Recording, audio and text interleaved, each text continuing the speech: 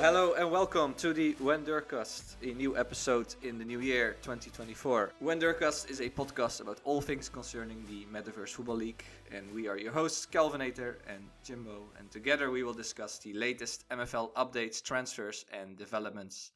As always, one important note, especially in the last episode this was important, this is not financial advice. Do your own scouting or hire a director of Metaverse Football. Okay, Jimbo, what's the plan for today? Mate, I'm absolutely buzzing for this episode today. Start off the new year with a guest who's a mogul. You know what that means. Diamond clubs, lots of players, well-respected man in the community. We all know from Discord, Twitter, all this sort of lovely stuff. It's none other than BigWilbert. How are you, my friend? Oh, great. Enjoying my Sunday morning, ready to talk some MFL. Welcome to the show. It's brilliant to have you on and to start the first guest of 2024 with episode 19. So, brilliant to have you on. We'll be diving into BigWilbert's story, journey, doing the deep dive, we'd like to call it, into his MFL life and career. But beforehand, we'll do our usual update segment, and a lot has gone on between, this week, but also between now when we last recorded, just before Christmas. So let's get straight into the updates. Yes, now we definitely have a lot of stuff to talk about. But as always, first the personal update. Let's say how's it going with our teams, and we've been competing in the Holiday Heroes Cup. So how's Wensum doing in that?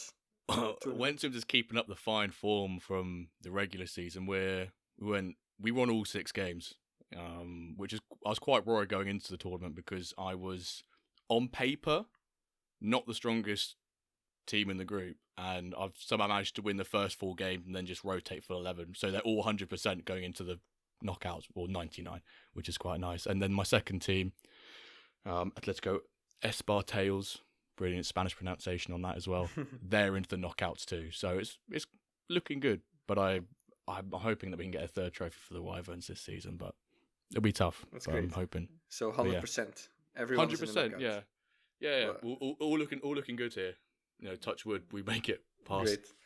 What about you, BigWilbert? You have a lot of teams, I know. So how did they do? Yeah, I've got 14 total teams. Lucky for me, 10 of them actually made it to the knockout round, so I'm pretty happy about that. Unfortunately, only one of them really got to take a break. So I've got 9 very fatigued teams that I'm gonna just play out the string with and just see where it takes me. But hopefully, I can get 1 or 2 of those teams to finish top 3 and just add some MFL points to my bank, right?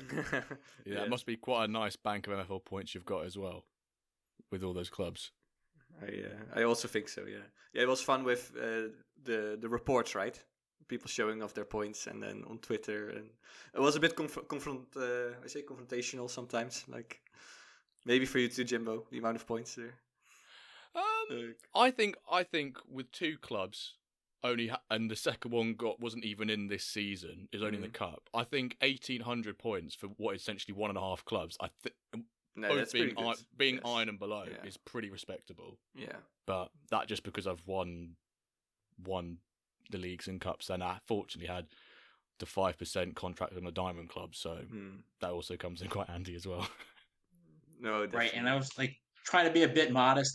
Once I saw those numbers, I didn't want anyone else to be jealous. But then, of course, it had to be a Zealy Quest, so I had to post it up on Twitter. So 600K, as well as I don't know. What am I up to? Like 27 trophies now. So it. I think MFL actually reposted. What a flex it was to have all the trophies at the bottom and a +8 at the end. So it didn't even have my elite IMFF trophy from season 1. But yeah, I'm not complaining. 27 trophies, that's unreal. Yeah, but that's of course like also Dio posted, right? It's like just the big moguls. Of course, they have loads of trophies, lots of points. But yeah, it's all about having fun, and the points are just something to work with later. About my tournament, I have a 50% rating, but all top 3 clubs, my best clubs, went through, and the bottom ones. Did Black Sea go through? Yes. So Arango is still in. Was it a last match day or was it quite comfortable? Yeah, it was a bit lucky because I think it was Jamie's team. They beat like the one who was chasing me, the number 3. Because I was following that group because I've got obviously a Rango loaned to you, and I've got BigWilbert to you. I've got Romo loaned out to you, right? And you two are in the same group together. So I was like, well, when you two play each other twice, who do I support? And what did you do? Yeah. I think I missed out on the last day too. So I think I beat you, but I think we lost on a. Yeah, you beat me with the tiebreaker. Alps, right? The Alps team. I think you beat me, Yeah. but because the number 3 also lost and I was already second, I just passed with Plexi, also Casablanca and also Caviedo. So it's nice to have my top 3 teams in there. Bottom 3 didn't go through, but yeah, that's life. I'm still happy with that, with my best teams. All right, I think we need to talk about some dev updates. Yes. And there's one big one we really want to talk about. Yeah. And you can probably already guess when I discuss them. So, first of all, it was the end of the year. We just talked about those wonderful reports each manager got, so you could see how you did in the past year, 2023. So it will be great to also get one, maybe 2024, to compare that. But that was lovely. Also, the team has been busy organizing the Boxing Day clashes with the advent calendar. You could win those tournament entries. Holiday Heroes, of course, setting that up. They've also been working on a referral program, which will be soon there. They're starting to implement that. So when you will refer MFL to another person, another friend, family member, and they join, there might be some rewards coming, which is also nice. About the engine, some fine-tuning has been going on, especially distribution of shots. And the big one is that positional familiarity will be introduced after this tournament, after Holiday Heroes finished. This will be really big. So what does it mean? You can assign your players anywhere on the field, but there will be a penalty if they're not very familiar with this position. So yeah, you can read more about it in the announcement, but it will be a massive thing. We're going to talk about it in a second. And finally, Jax also did a shout out to Ali because his tool is very useful, Ali Coleman, for checking where your players would be more familiar or where they would be better at which position. And Ali also did a lot of updates to MFL player info. So that is, I think he deserves a big shout out for that. As like Definitely. An unofficial dev update. Check out his new website, the new features. It's really cool. So, positional familiarity. I think we need to dive into that. What do you guys think about it? What do you think of those penalties applied? What do you think of the feature itself? Well, it's nice to see we finally got the announcement of it, because this was something that was rumoured to be happening before 0.3, but I think the changes would have been too soon or too rushed announcing it in advance of 0.3 season. So I think it's nice we've got basically the announcement of the release, not an announcement as it's released, is quite nice. With regards to the penalties, I wasn't really sure. I think they're nice penalties.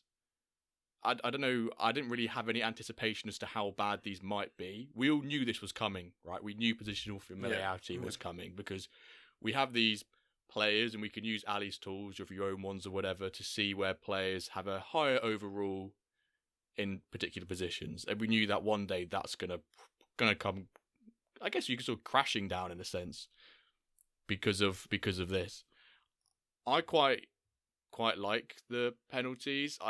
-1 for second and third, I think, is justifiable, but it seems harsh to have a position on the card be penalised for. But I see why they've done it, though.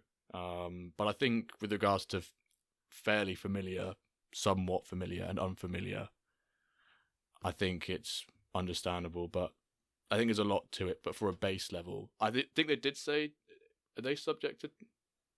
Will they change? Or I don't know if it's like a fixed penalty. Maybe it is. I feel like I've read something. Yeah, we don't know that. Change, but I think with our feedback, and they can change it, of course. Yeah. I think there may be definitely for fairly familiar, like a -5, that might be a bit much. So, for example, you have a CDM and he has no CB center back on the card, and then with just dropping down one line, you would get a -5 hit. I'm not totally sure. Like, I would prefer maybe -3, bit less there. I don't know what you guys think. Like, Yeah, it's like all like semantic, right? Like they can always, move the change it up. sliders Yeah. back and forth. Honestly, I was expecting, maybe a little bit more leniency, like regards to those ones that are just, like fairly familiar. But hey, this is a good like starting point. It's gonna kill a lot of these people that had, uh, these plus 10, to plus like 12, like in another position, especially if they're unfamiliar, right? Because that's a 20 like point hit to those. But yeah, ultimately, I like it. Like I knew it was coming down the pipeline. I think we got a little bit lucky in regards to secondary, like third positions. But yeah, but we'll see where it goes. What is really going to shake up a lot, I think, is the formations and locking those down, right? Because, right now you can play in a um, three like back formation. You can play a left back, at that Centre back, left yeah. Yeah. center back position, and like Yeah. the same with the right back side, as well as, in a 4-3-3, right? Those three are CMs. Yeah. You could before put a left mid at the left center mid side, and then like a right mid on the right center mid side. So it's going to kind of shake things up a lot, and that's where I expect the real, like issues with like people's lineups are going to be. Plus, it's going to be really hard to fill those, five back formations now, right? With the right wing backer and left wing backers like involved, as well as three center backs too, right? So we just have to, adjust and see where it takes us. But yeah, Yeah. that's where I really see, positional familiarity and like how it's gonna like impact the game in this upcoming season. Yeah, no, fair enough. Like what you say, like we're just gonna test it out. It's gonna shake up a lot of things. We're gonna see, and then if something is really not working or it seems a bit harsh with the penalty, we can always change it up. So yeah, let's play a season with it. It will be fun. Adding a bit more complicated, a bit more complex. So will be great. And you can do scouting in a different way. You have to build your squads in different ways. Yeah. So I like that definitely element to fun. it. Yeah. I like the more, maybe not for you two because you have more clubs, a lot more clubs than myself, but it to like a lot of the the tactics side of it, managers who want to go above and beyond and all the scouting and stuff, you can do that. Like the range or the scale of how much effort you can put in is, I guess, as features get released, is being widened. Whereas previously now people could just, chuck a left wing back, could left mid, for example, or wherever. Back to your point, Calvinator, about the CDM playing centre back. Yeah. I do partially agree with that. I also think that there's some piece about you having to go out and find the players that fit your formation. You can't just say, I've got a CDM, he should naturally be able to play centre back. I think there's an element to that. They want you to go out and actively scout for players, and we'll get onto it a bit later with the marketplace updates, but you can, even within a couple of hours of the announcement, it felt like there was a reaction in the marketplace to it, because now there's going to be particular players, the legendary, for example, the cam that I had, even though he's maybe like the 20th highest ranked legendary, he's the 5th best like cam, for example, in primary position. So there's a lot more that coming to it now, which I like.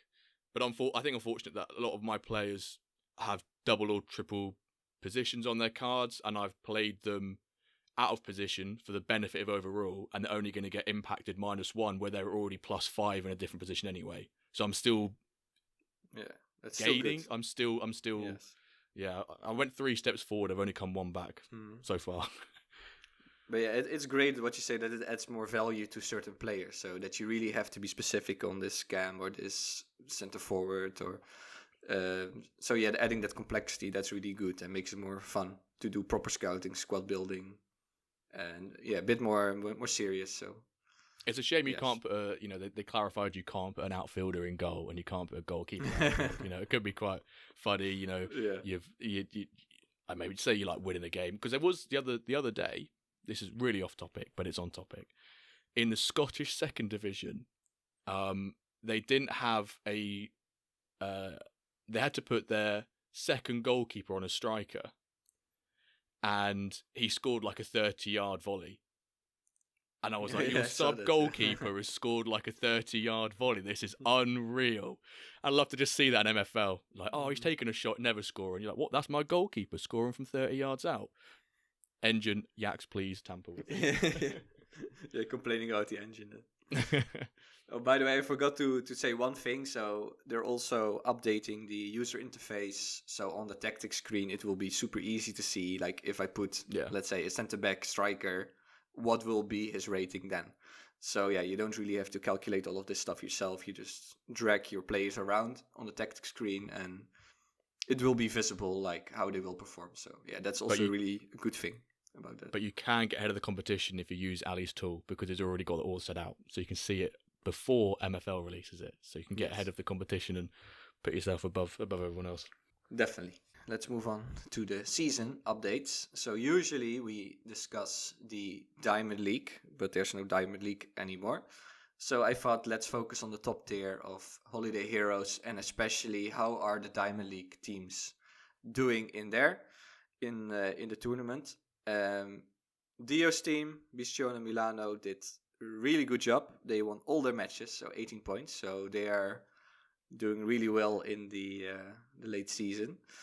That's great to see.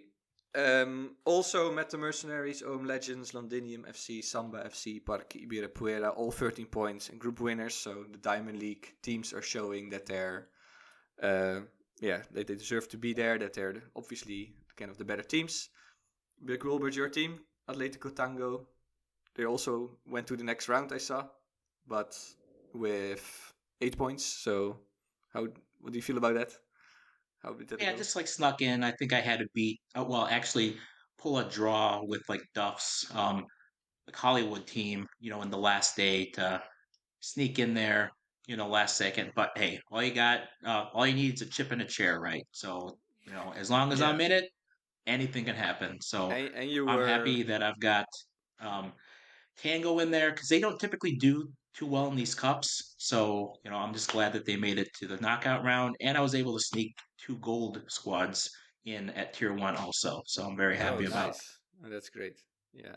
Yeah, and you were also in a group with another Diamond League team, so that's a bit of an unlucky draw there. But great you're through.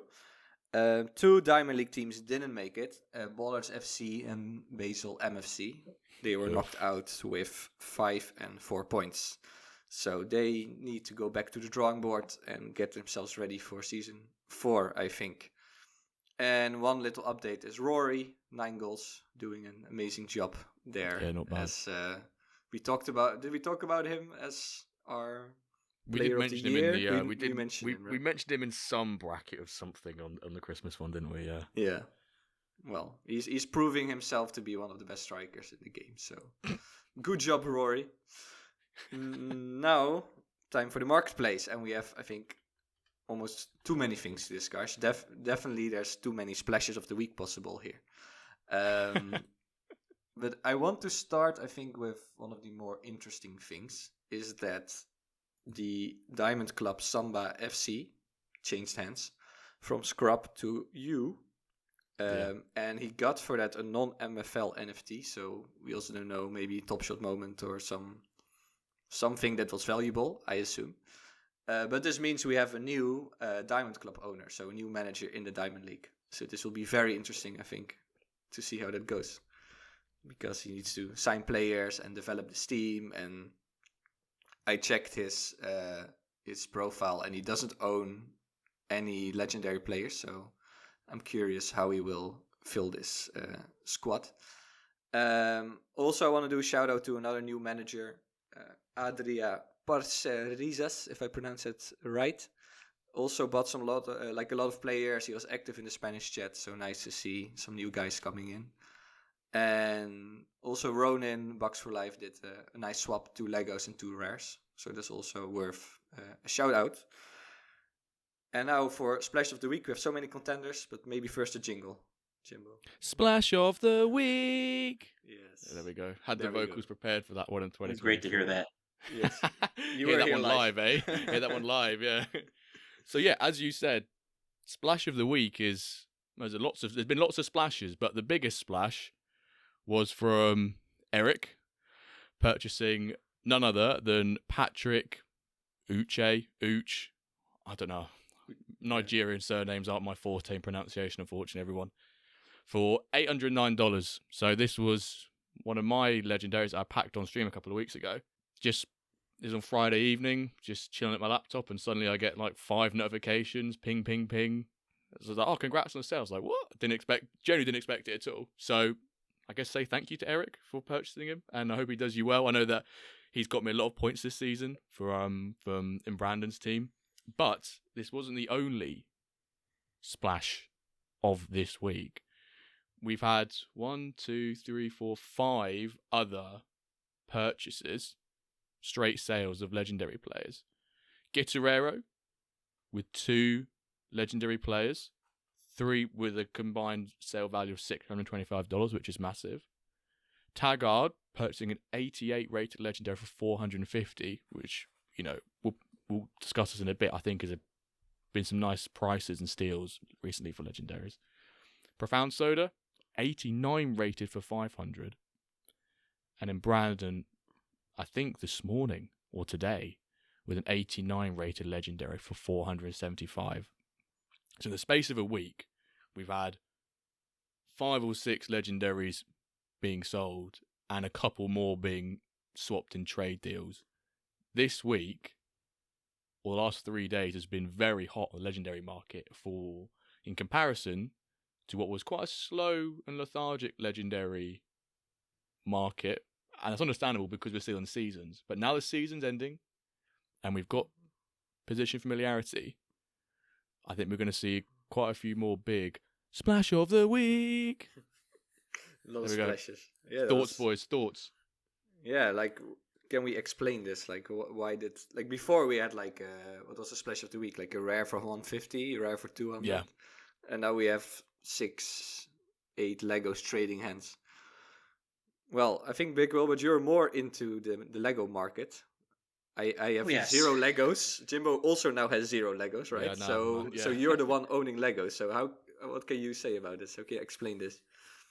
Well, what can I say? I'm just shaking in my boots right now. Like, those were 5 really good deals. And that one on Brandon got, like, if I would have known he was on the market anywhere close to that, I would have definitely pounced on it. But it seems like he was able to secure that deal, through DMs and that kind of stuff. So, and then, Eric Barbaric, actually before that Cam he bought, he actually acquired a 89 left backer. So he really wants to get out of the dregs of the Diamond League there. I think he finished 8th last season, and he's really looking to, make a splash, right?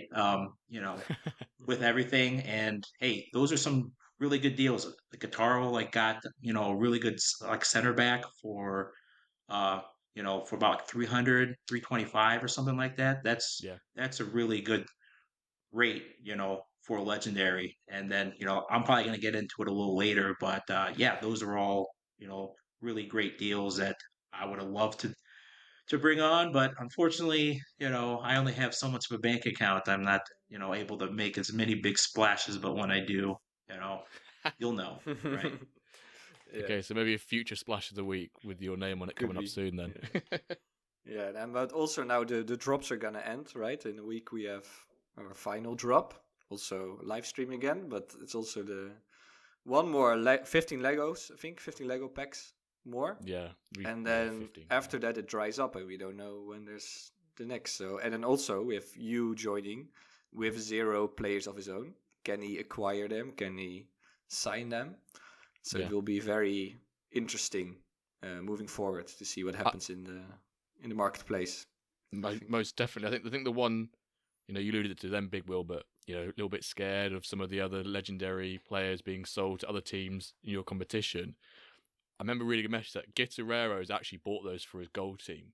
So the 2 legendaries picked up, he really, really wants to get out of gold, which if you're in a league with him next season or whenever the promotion relegation comes up, that's going to be a pretty stacked team you're coming against with a 286.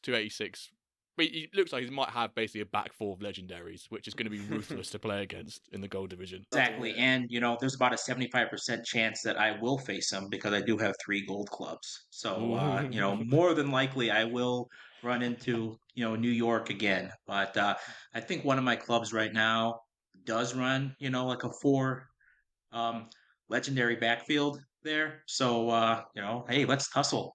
Guitarro, get at me. There you go. Nice one. The bounty. How Dirk? Luckily, now we have amazing stat pages. So for us, our work is easier to see how Dirk is doing. And he played 5 matches in the Holiday Heroes. 1, he was rested. And I think Jimbo were not, again, happy with him. Yeah, he just never seems really to be performing. For someone who's 92 rated and I think has the 3rd or 2nd highest total 6 stats in the game. And also has been captain, so those stats have been buffed as well. And he still seems to be lacking a little bit of contribution, there's way too many zeros there on that stat page. It's like 2 assists and 1 shot, that's it. In 5 games. So I'm going to reference this from Ali's tool because obviously on the MFL view, the profile pages now of players, you can see the breakdown of the last 5 games and then the season, right? But on Ali's, he's made them career stats so you can see from the whole career. So he's played 71 competitive games. He's scored 3 goals. He's assisted 14. So goals and assists is 17 throughout the season or throughout his career. His minutes per goal contribution, goal or assist, is 377, which is what, 9, 18. Every 4 games, he gets a goal or assist, which for someone of his caliber, you think that would be enough, a bit lower. No. It's not good enough, is it? Those are rookie numbers. Rookie numbers. Rookie numbers, yes. We want to see more. He's just a big fish in a big pond, that's all. So, that Meta Mercenaries team is stacked. So all he has to do is just be a nice cog on the wheel and, he'll keep producing out there. So But is that the concerning thing for your other diamond managers where obviously Ronan's team is on paper the strongest there, and you've got some players who currently in the engine, like Dirk, who are probably some of the top players, he's winning divisions with some of his big players actually not contributing that much what we see statistically. Is like when you play against Ronan, when the pre-game tactics come up, will you be like, right, we want to go defensive here, this is our cup final today, you always put the big ones out? Yeah, you fire up the lads when you play Ronan because you know it's the best team on paper in the league. Oh, for sure. But the thing is, like when you face such a stacked lineup, I think his overall is over 1,000. So, you almost have to come at it, with an unconventional, right, like tactic, right?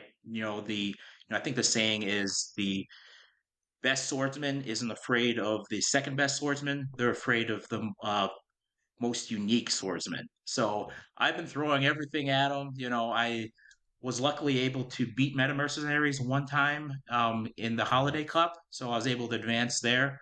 But again, like you just gotta take it as it is, and try to throw something unconventional out there because he can just throw his lineup. He can roll out of bed and and expect to be like in the running for a championship. So he's got the best of me 2 out of 3 seasons, but we'll see what's coming up and if I can make a big splash to bridge that gap a little bit. Nice, hopefully. Yes, it would be great. Why, Dirk? Yeah, go on. Take it at a question. What are your top 3 candy bars? Actually, I've thought about this long and hard. Shout out to your Milky Ways and your Reese's piece. Like your Reese's cups, but and whether or not like Twix is a cookie or a candy bar. That's a very long like discussion that I've had in the past. But Mm. I would say number three, Zero Bar. I'm not sure if you guys have heard of it. It's actually a white fudge topping, with uh, peanuts, caramel, and a nougat Ooh, center. It's okay. got a nice silver wrapper, so it definitely stands out there.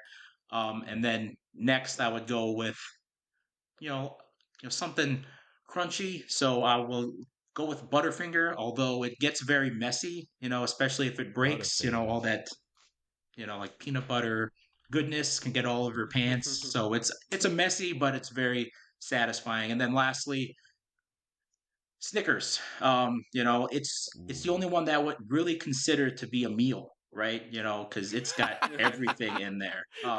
When I was in high school, they actually referred to it as the breakfast of champions. So you'd get one of those, you get yourself, a high calorie cola like a Mountain Dew or a Pepsi or something, and then you'd be good at least for the first couple periods there. But yeah, yeah. So that's what I would go with.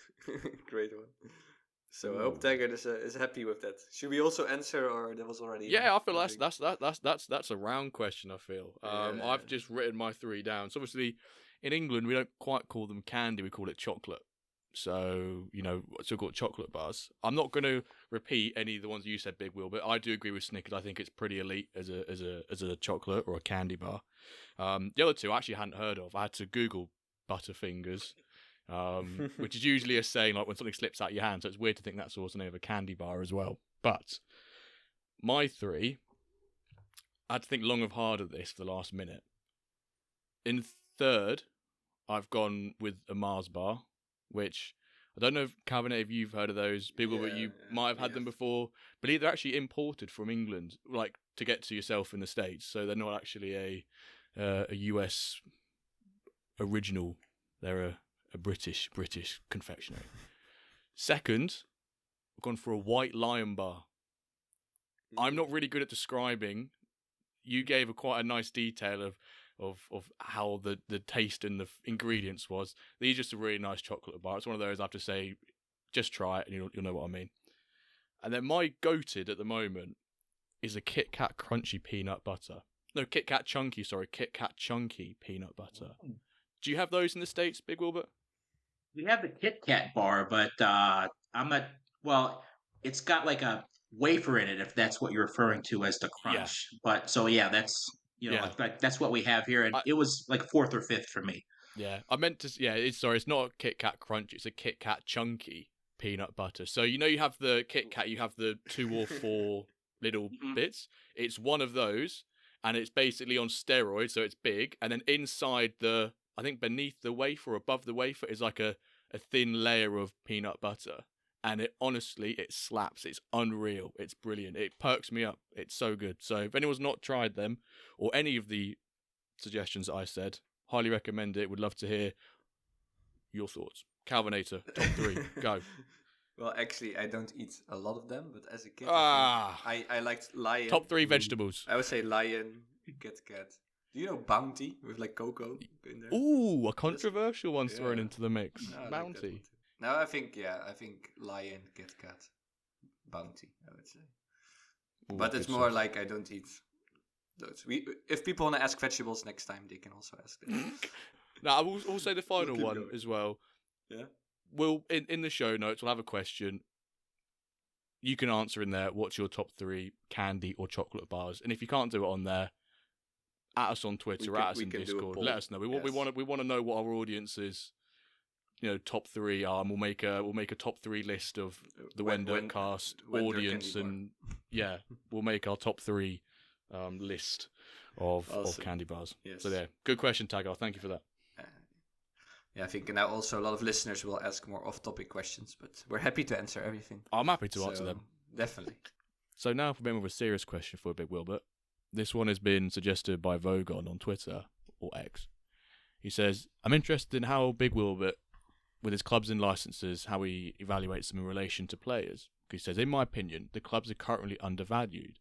If more people join the game, the demand for higher level players in certain clubs or cities is likely to increase. So sort of how do you evaluate how your clubs are with the players in them? When you purchased or sell clubs, do you look at sort of like premium cities or locations, anything like that? Yeah, I would say part of that is correct, right? Clubs are definitely um, at a lower value than they should be right now.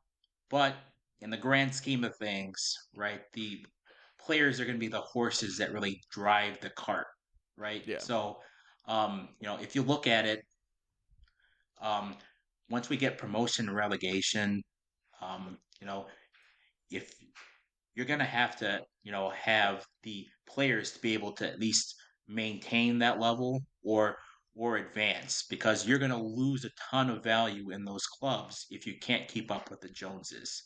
So I know there's, like a power creep, kind of going on right now where, especially with these pack drops where you see that it's taking more and more each time to compete in the league. So you have to be ready when you buy a club that you'll be able to keep up there.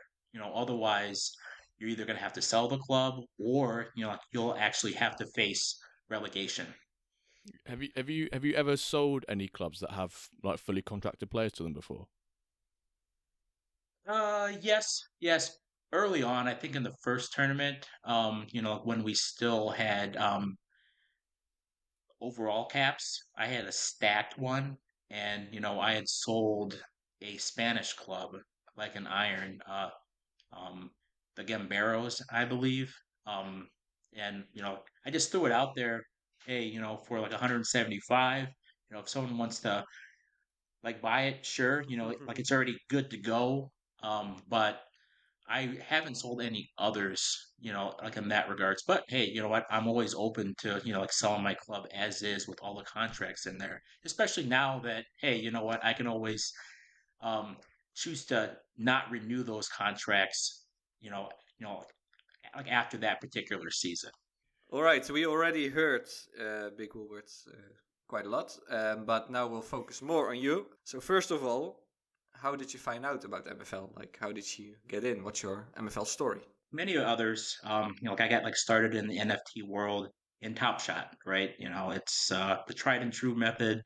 Like I really love basketball, got into it that way. I dabbled a little bit in the American football, like version of NFL All Day, as well as like a baseball one as well. And through like I think the live token Discord, someone like posted about it. I'm like, hey, let me like take a look, and then immediately I was drawn in by the colors, like by the different like players, how every single one of them like was unique, like it had that cardboard um uh sports card feel where you just kind of flip it over and you could like see the stats. So, you know, surely enough, I went in, bought like two rare packs. I think I got like a 16 like year old like 78 striker out of that rare pack.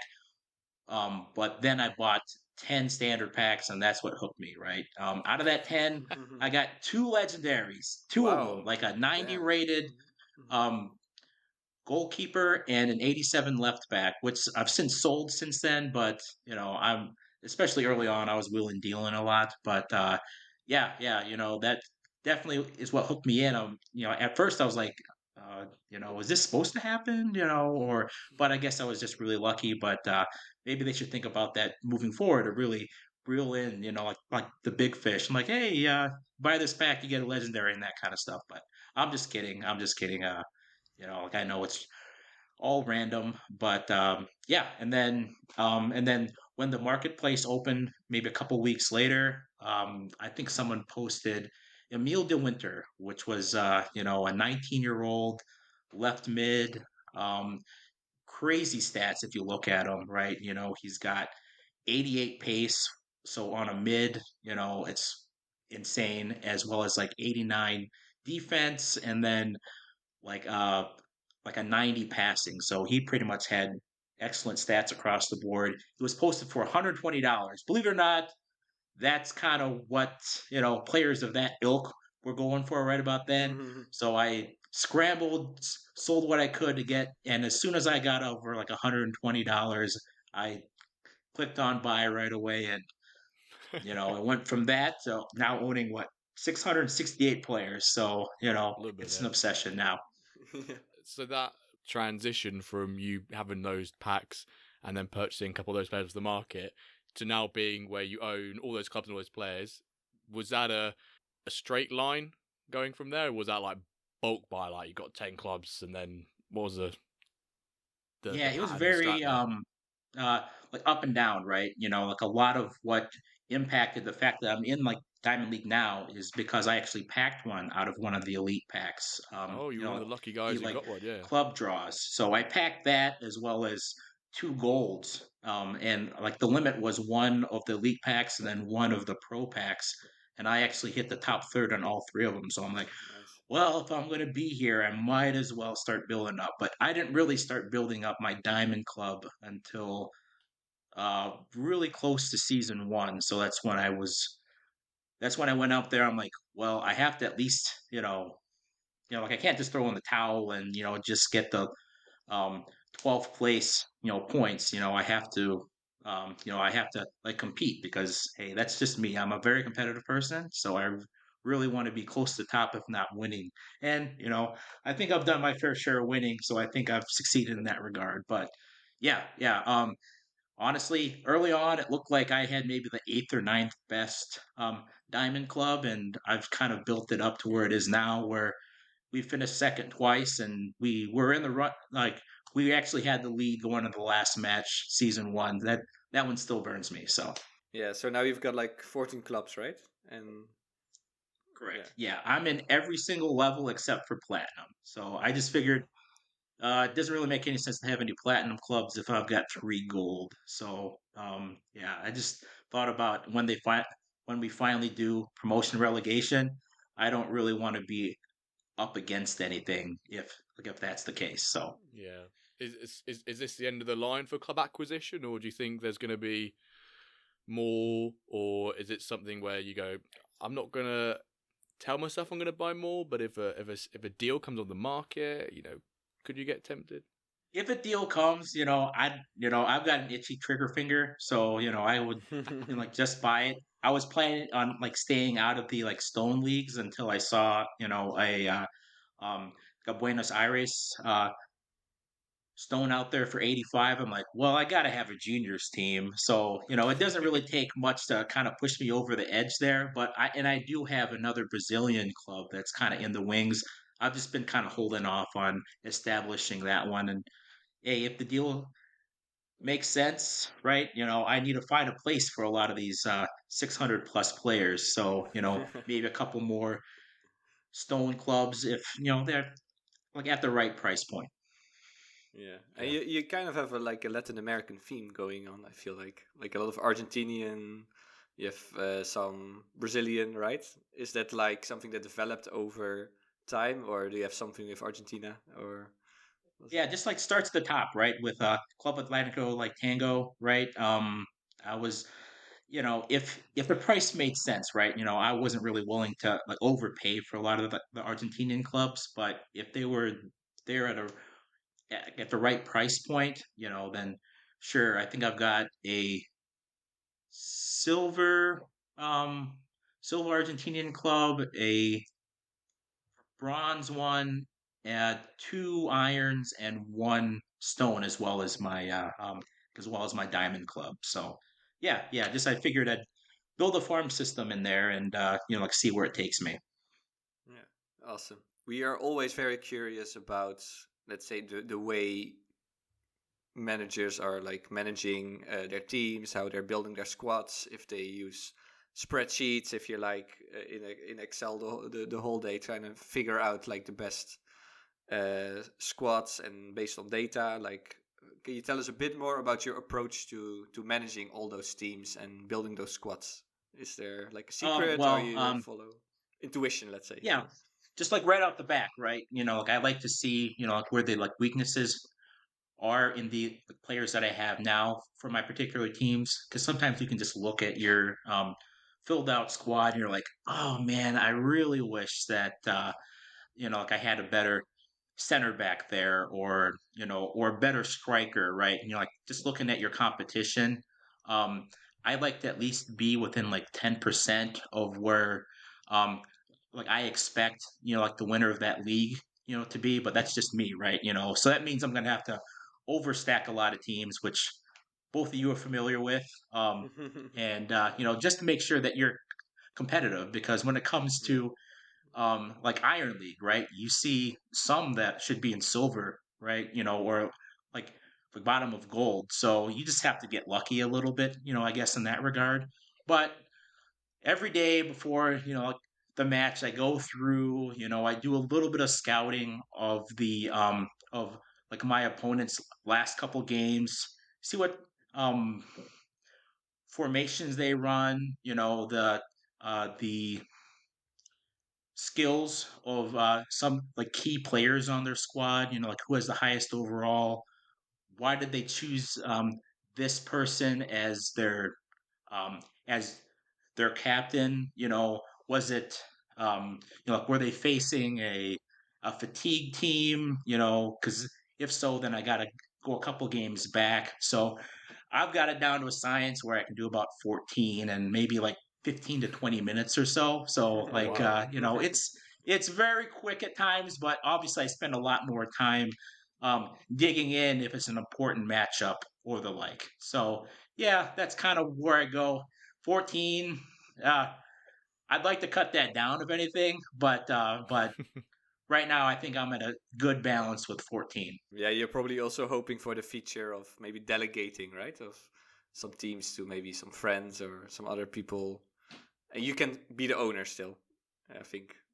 Or you're Yeah, not looking forward possibly, to but that. like then I'll second guess every move that they make. So Yeah, if I that's want true. it done right, I'll do it myself, right? Yeah, true, So true. Wise words. Yeah, it's not easy to give control of all those clubs. You kind of build a connection with them, right? Yeah, so we're very actually interested of there's like a lot of features that have been released in the past month, 2 months. So we're curious about your takes on captains and the new fatigue system and the 10 new formations. How did you deal with them so far? Like how do you approach that? Who to make a captain or which formation to pick? Like, can you tell us a bit more about that? yeah, like in terms of like captains, right? I'm just kind of looking to fill in gaps where I feel that my team is like deficient in, right? So considering that like you'll get that like bonus for every like player across the board. Typically my teams are pretty good. Like overall, they don't have too many like weaknesses at any one particular stat. So I typically go with a center back just right there in the middle, just because I know that's going to affect their strikers and their people that are going to score your like cams and your wingers a lot more, just kind of in that center center back like position, because that's when it's kind of more fortunate that they're going to score a lot more. Because if you're like off the side, you don't really score as many like goals as you do even like head on outside of the box. So if I don't really see that I'm like deficient in one, that's kind of my go-to, just to kind of put it in that in one of the two center back spots. And Cool. then in terms of like fatigue, I love it, right? I have a lot of like players that have like a really high physical stat. So the fact that I can play them or I can extend them, one or two more games if I got like a lot of really important matches coming up. Um, you know, if they're in the yellow, I'm like, I can squeeze one more game out of this person because I know the backup, like isn't really as like off the snuff as I'd really like, and I don't really trust them in this spot, right? And then, hey, you know what? If I need to sit someone for maybe like two games afterwards just to get them, at full strength, that's what I'll do. But yeah, like I really enjoy it because um the fatigue system before was really limiting in that regards. You pretty much had to, like bench someone, otherwise like they were gonna really like detriment your team, or even the first like season like that you would get a forfeit. So yeah, I really enjoy that. In terms of formations, the more the better, right? I want as many options as possible. It kind of stinks now because I really feel that the limit of like 25, it's kind of capping me a little bit. I can't really, have, five center backs and a left wing backer and a right wing backer and, you know, like a center fielder. You know, I, I actually have to start making like decisions on who I can put on the team, when I'm constructing my squad. Also, right, it isn't that important to have a really good like backup goalkeeper now because you can pretty much throw one out there for 8, 9 matches, before you'll have to, like sub them out as opposed to, every 5 matches now. So yeah, ultimately, I think we're going in the right direction in regards to that, especially with position familiarity, being a very big one, like coming up that we're all um, trying to account for. Yeah. When it comes to fatigue, then are you someone who does like complete squad or starting 11 rotations, or when you're looking ahead in games and doing your scouting, do you try and sub in one or two or three, players for the fitness, or how do you go about that? Yeah, it depends, right? I want all my best players, for someone that's going to be in the running for like top three in that league, or if I deem that squad to be like the like my biggest challenger to that particular like cup group, I want to have my studs in there. Oh, honestly, I'm not one of those that like immediately, like subs them out, when they get to that 92 level. If I really need a match or, if it's a really strong opponent in regards to the league, I'll leave them in there for another match and then, like sub them out as soon as I can. But it's nice to know that I actually have that option as opposed to before. But hey, sometimes if you're going up against a completely fatigued squad, hey, more power to it. I might just throw, my top striker in there to rack up those goals, and then everyone else, they get the rest for the day, like including my goalkeeper. But yeah, like, that's about the only time that I really do like a fresh, like sub of everyone. And with the changes in position familiarity, I don't think I'm going to be able to do that full refresh as much anymore. But Yeah. Yeah, no, definitely now, and also what you said with the limit of 25 guys, right? So you kind of have to plan already which 2, 3 formations I want to play, because yeah, if you have 5 in the back, you need to have at least 5 center backs, I think. Well, with 4-4-2, you can have maybe 3 only and keep rotating them. It also depends on your rotating style. Like I'm way more continuous rotating, and I'm one of those guys that is kind of scared of the below 92 rating, so I keep more like a continuous rotation. Well, you could also do a bit more, you are like squeeze out a couple of games more if you really need to, and then maybe give them a rest. But it will be really interesting with positional familiarity formations. You need to do way more planning in order to keep playing competitive, I think, with that. I saw Jimbo, you have something to add to Yeah, I this. was gonna. You were saying about you need 5 centre backs and the 5 at the back, but technically you don't, because you just need maybe one or two CDMs with a centre back as their second position, Yeah. and you can still, and that's where the scouting of players comes into place, because you maybe want to have one player who plays 2 positions, but he's still strong even with a -1. Because I personally think that 25 is a nice figure. I guess it lines up with real life and such as well. But I think I have 3 goalkeepers, even though I don't need them. I know some people run like 18, 19 man squads. I'm like, how do you do that? How do you not? I feel like I have to be at 25, otherwise the season starts. I'll tell myself, oh, I should have an extra player. Yeah. No, but also you need to really plan now your formation, right? You cannot just build a squad around 4-2-3-1 and then swap it around without if you have no wingbacks, you cannot really play a system with wingbacks. No, you're right. You need to go into the season with a couple of formations that you're happy and comfortable with, and then maybe mid-season transfer market, whatever, you can change it, but you got to be comfortable with it for about 8-9 games, then right, like you definitely have to make all those like decisions now, before the transfer window ends, because like it's not like you can add, and hopefully like we'll get like more variations of our current formations, mid season like we did last season, like or something along those lines. So I like to be like ready for everything. And as you see, I don't stick to one formation. I switch it up a ton. So, it's definitely going to affect me in that regards for position familiarity because I'm going to have to say, I can't really run, like a five back formation on this one because I'm going to need to carry, an extra wing backers, right? So, Yeah. Yeah, it's definitely gonna be way more interesting in that regard moving forward.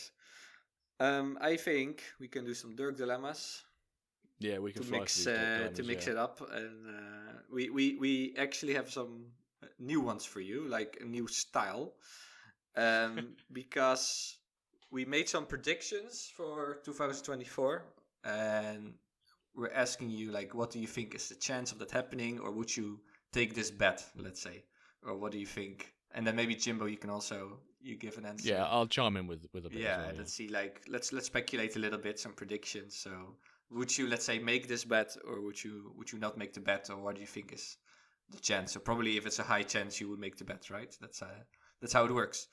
So the first one is that in 2024 we'll have 2D simulation. It's gonna be released.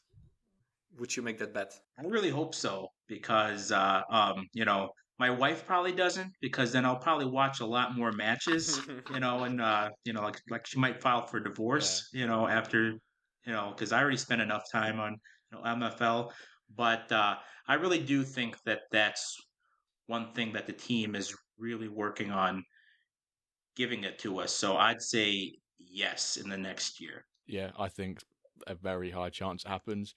So much so, I don't think it'd be worth putting a bet on it because I don't think you get decent odds. I don't think you get a good return on it. But I think I don't want to say 100% because nothing's ever 100% in life, right? But So you say big chance. So it would be yeah, a safe big bet. chance. Let's say safe Big bet. chance, safe bet. Yeah, safe bet. Let's say it's like safe bet. They Okay, can do it like now, like on their own. So it's just a matter of just like ruling it out to everyone and just making sure they have the resources, to be able to show everything. Yeah.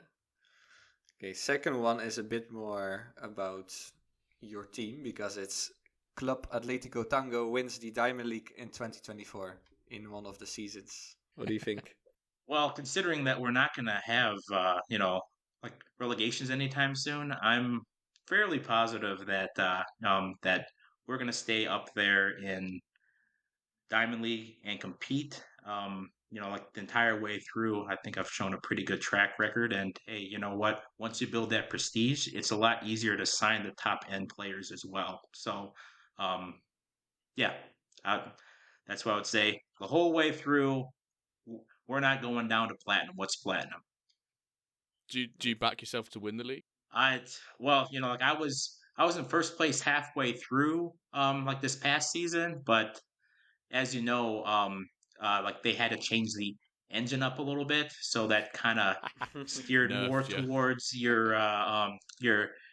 your better quality players. So maybe I was a little lucky in the first half of the season, and because like Dio, I think lost his first like 4 or 5 matches, which Yeah. I Yes. I really think he's the second strongest team in that division. So he almost made a run, and he almost took second from me, and I had to beat him last day to secure that spot. But I'd say yes, just because that's how competitive I am. Well done. Hey, you know what? If if that Brazilian squad, Profound Soda, can come out of nowhere and get first place, I've got just as much shot as they do. So, with Imparque Ibirapura or whatever.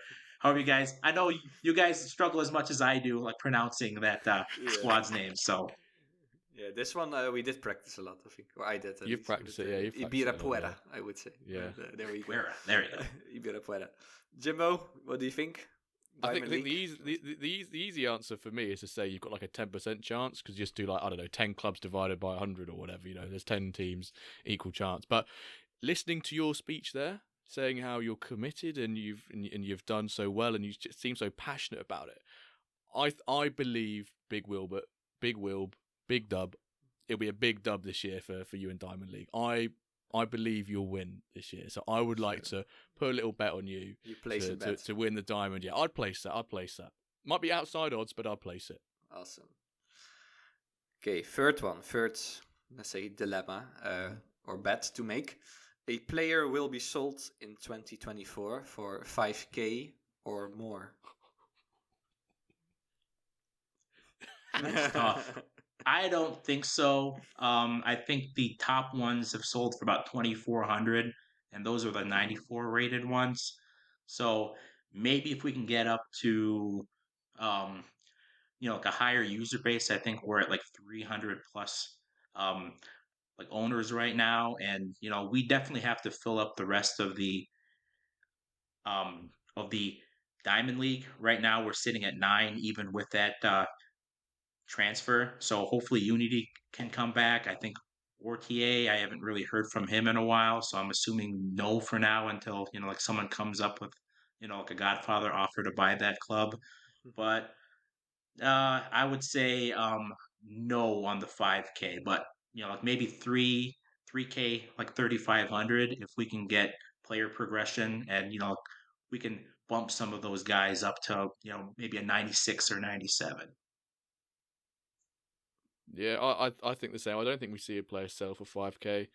If we see some of the current Diamond players, so Unity or Tier come a bit more into, become more active, and we see a couple more Platinum clubs get established, and that other, is it 1 or 2 Diamonds? I know it's at least 1 Diamond needs to be established as yet, or still in the MFL wallet. Yeah. So if we suddenly see a big jump in user base, and a lot of that user base is very competitive at winning, we could see highest bidder win sort of thing on particular ones, especially if someone who already has a big gallery, such as someone like Ronan, and someone says, "Oh, mate, I'll pay 5k for Dirk." Would you turn that down after paying like $2,000 for him? Would you turn down? You probably wouldn't, right? So I don't think we get to that stage, but anything's possible. I don't think it happens, but it's probably worth a bet. No, it all depends if you get like 2 or 3 users with big ambitions, kind of Abramovich, right? Kind of such guys, big new players in the game, and then it will get super competitive. Or maybe you, right? You has no players right now, so maybe he has, I don't know, a big wallet and ready to spend. But yeah, it's not the record now is 2-5, so it's maybe not that likely. So you guys are not making that bet. I mean, no. Decent returns, but I don't think it happens. No. Yes. Okay. Number 4. A new type of NFT other than players or clubs will be released or sold in 2024.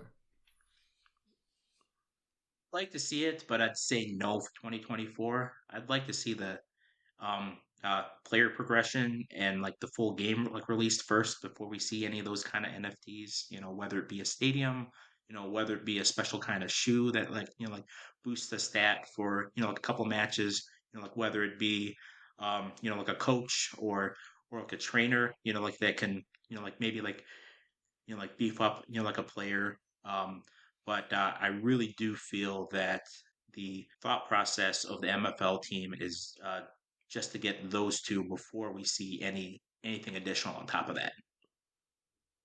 Yeah, I can't.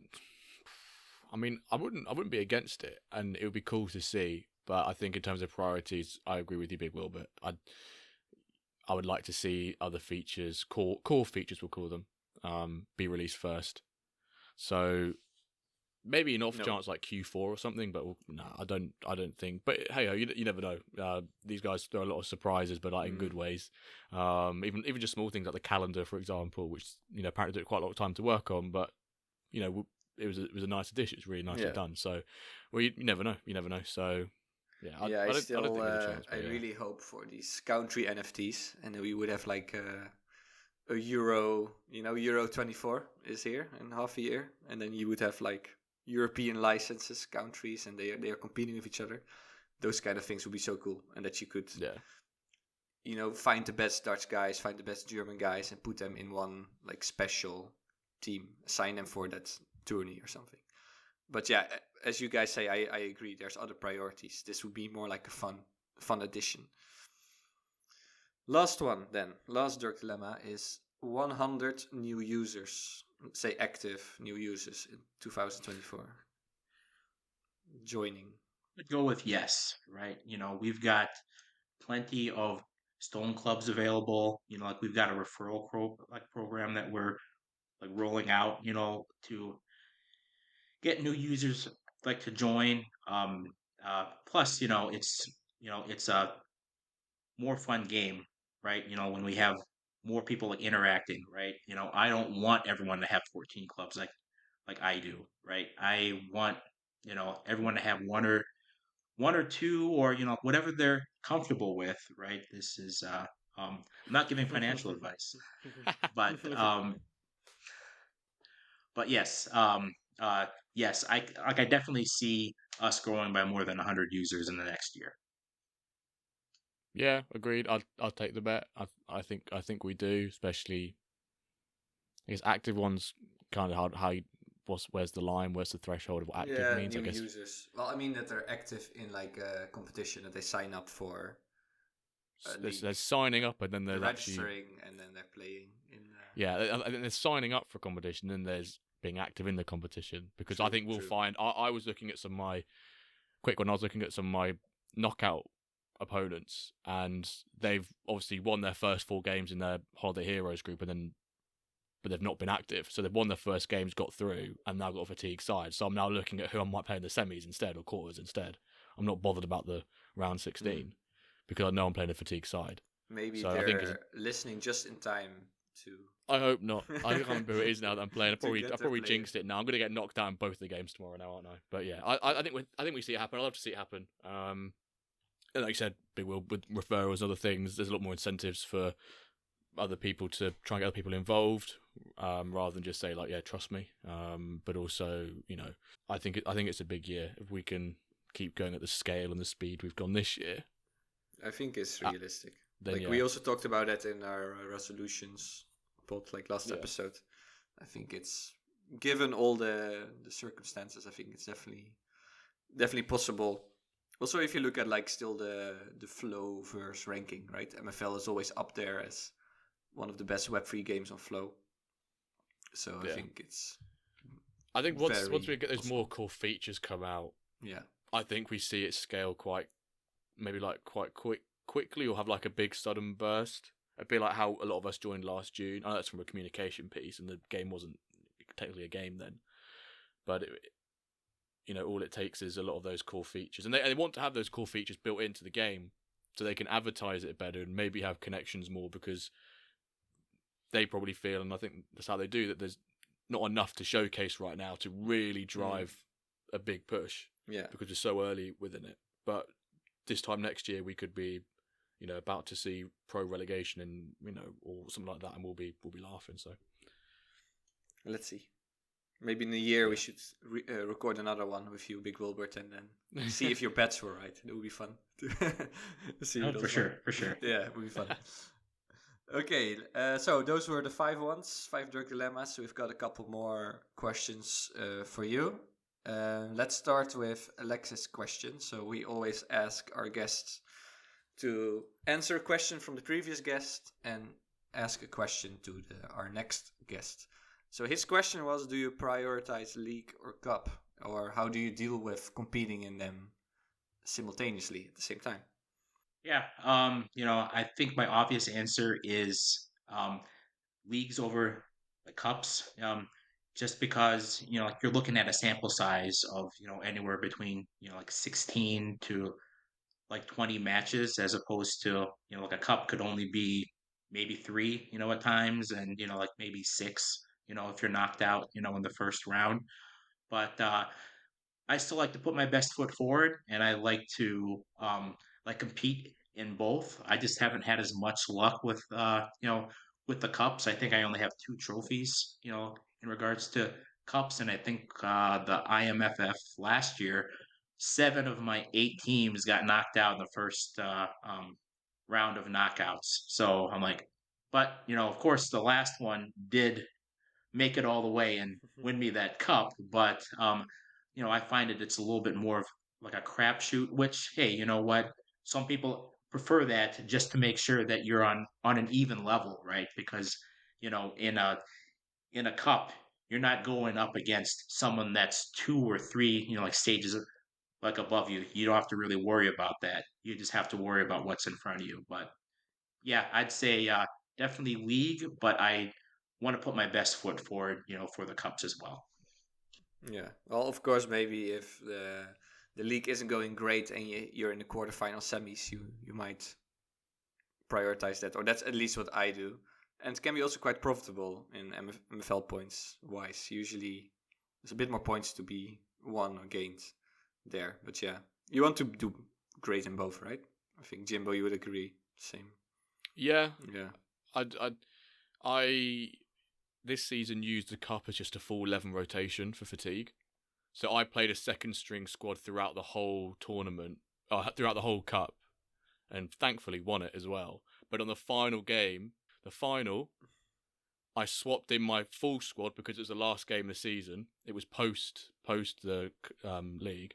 I swapped in the strongest 11, but I kept the striker who'd got me all the way through as a top man, and we won 2-1. He scored both goals, and I captained him. So I was like, you deserve to stay up top still. So, but yeah, I prioritize league because I just do a full 11 rotation for the cup. But I know that's not the most efficient way. Currently, it's really efficient for me.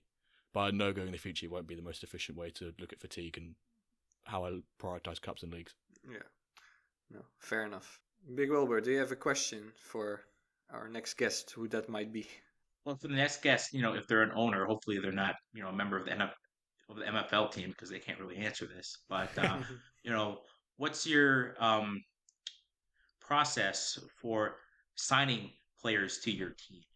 Like I know I've gotten mine, but like I'm just really interested, see what other managers do to kind of fill in those gaps. Like do they have, like a certain percentage, in mind for, like a starter as opposed to like a backup player, or in certain, high profile positions like striker, or um, or like a mid that can really like put you over the edge. So for that next person, Okay. hey, how do you, what's your process for signing players from other agencies? Yeah, awesome. Great Great one. question. Yeah. That would be very good to talk about that. We already kind of talked about your dream feature to add to MFL. Well, you said you would prioritize the game itself right now, but maybe if you have is there another feature you would really like to add if you were in Yeah, charge? like it's almost like a subsidiary of the player progression, and it's the actual training, right? Like being able to schedule out what a player's week is going to look like, because I really feel that that's where I'd be able to put myself above like other similar like managers, like in that regard, because I'm going to hit that really hard. Say, hey, you know what? You're going to work on your offense. Your shooting and your dribbling this day. You're going to be working on your like passing and your dribbling this day. You're going to be working on um, like overall these 2 days on like off matches. Um, just seeing how that like progresses, and how I'm going to be able to set myself apart, because that is where like you're going to have to interact with especially if you sign a person, that's where you're going to have to interact with that agent and say, hey, what are your priorities for this player? Doesn't match where mine are, and this is what I can provide. This is what the training regimen looks like for me, as opposed to like another person that says, hey, you're just me, like running these overall drills, on off days, like the whole way through. Yeah, that's quite interesting actually because I always think the spicy bit about managers will be the promotion relegations, but actually there's that piece, as you quite rightly talked about then. If you learn out a player and he's not developing and training and all that sort of piece, well, like you can get quite furiated as a manager because you've got a young talent, maybe you've loaned him to a lower division, and the training aspect that the manager's doing is not right or something along those lines. I can imagine people getting quite flamed about that, especially if you think you've got a young talent and you're not training them right, or just basic training, or he's doing too much. I'm pulling him back. I want him back. I want him back in January. Back in mid-season. I don't want him wasting away at a club. So it's going to get quite juicy. Yeah. Reminds me a bit of Football Manager when you load some guy for like Chelsea, and then the Chelsea manager would get angry at you, like you should play him more. But now an actual MFL agent could get angry at you, like why are you not using my guy, and he's not developing. So yeah, there will be also another element of interacting with other managers, and maybe you also get a reputation, right? Like you are always playing those talents, or you're never kind of honoring the agreements you made, or the unofficial like agreements you made when you signed them. So yeah, it will be fun to have this training micromanagement thing coming. Also looking forward to that, to have more fun. Yeah, the final one, we like to talk a bit more about the future. We already talked in Dirk Dilemmas about 2024. And we're curious, BigWilbert, about your kind of personal resolutions. Like, is there something you would like to improve or work on in 2024 in terms of your management? Or do you have a goal? Like we talked about Atletico Tango. Maybe that's your goal, that they're champions.